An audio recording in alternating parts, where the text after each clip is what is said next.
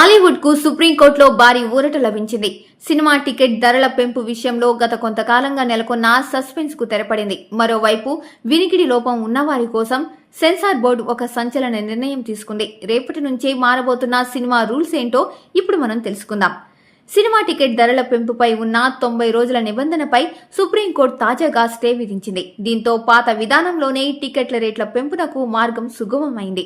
పెద్ద సినిమాల విడుదల సమయంలో మొదటి కొన్ని రోజులు రేట్లు పెంచుకునే వెసులుబాటు నిర్మాతలకు కలగనుంది. ప్రభుత్వం విధించిన కాలపరిమితి నిబంధనపై కోర్టు స్టే ఇవ్వడంతో టాలీవుడ్ బాక్సాఫీస్ వద్ద కలెక్షన్ల సునామీ సృష్టించేందుకు నిర్మాతలు ఇప్పుడు సిద్ధమవుతున్నారు. ఇక మరో కీలక పరిణామం, మూగా చెవిటి వారి కోసం సెన్సార్ బోర్డు చారిత్రాత్మక నిర్ణయం తీసుకుంది. ఇకపై థియేటర్లలో ప్రదర్శించే ప్రతి సినిమాకు సబ్ టైటిల్స్ ఉండటం తప్పనిసరి. వినికిడి లోపం ఉన్న వారు కూడా సినిమా అనుభూతిని పూర్తి స్థాయిలో ఆస్వాదించాలన్న ఉద్దేశంతో ఈ నిబంధనను తీసుకువచ్చారు. భాషతో సంబంధం లేకుండా అన్ని భాషలకు ఈ రూల్ వర్తిస్తుంది.